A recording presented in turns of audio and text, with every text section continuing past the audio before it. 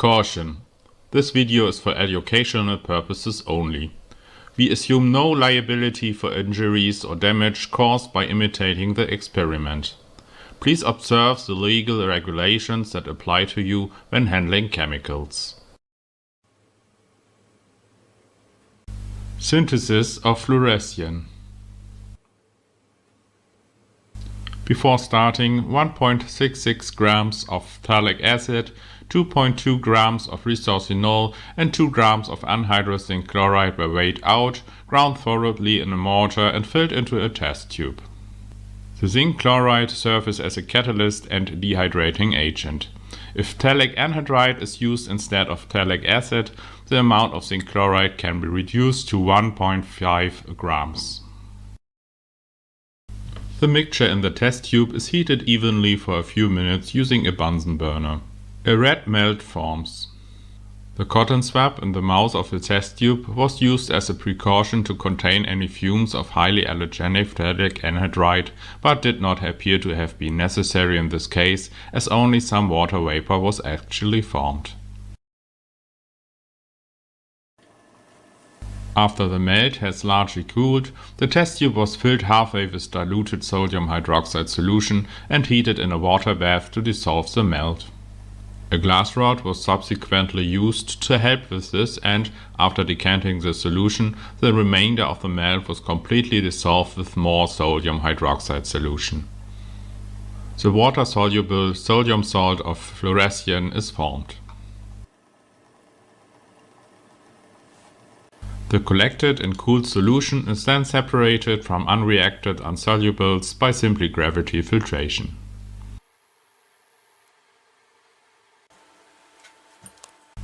Dilute sulfuric acid is then added in portions to the filtrate.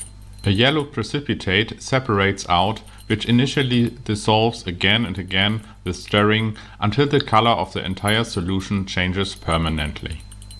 The sulfuric acid liberates the fluorescein from its sodium salt.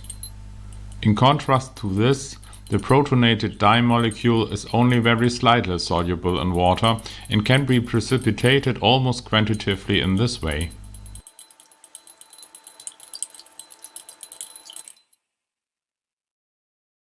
To check that the release is complete, the pH value is measured, which should be in the strongly acidic range.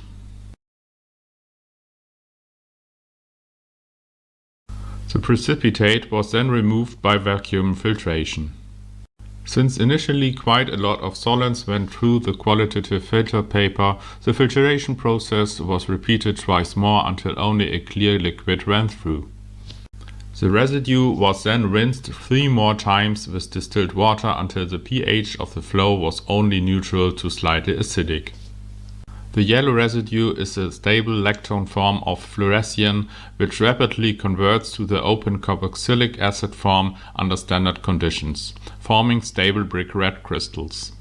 However, since our product initially began to become soupy in the residual moisture, the decision was made to use our low-budget variant of a steam bath for mild drying. Unfortunately, a vacuum desiccator is not available for such purposes.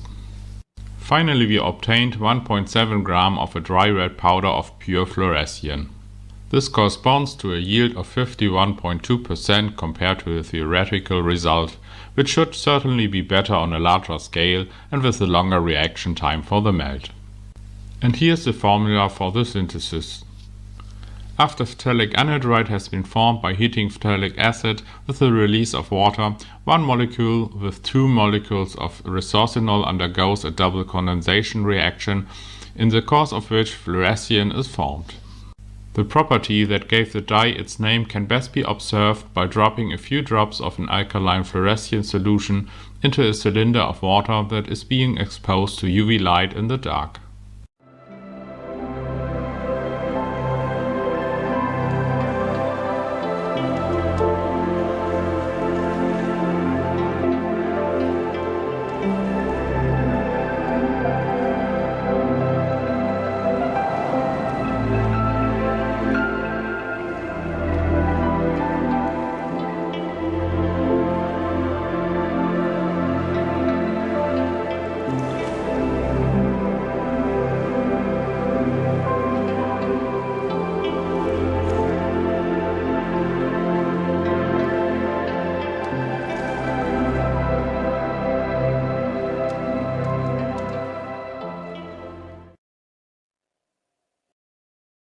Thanks for watching. Be back for next Sunday's video. If you liked today's video, please subscribe to our channel. Ratings and comments are welcome too. If you'd like to see a specific experiment, post it in the comments and we'll see what we can do.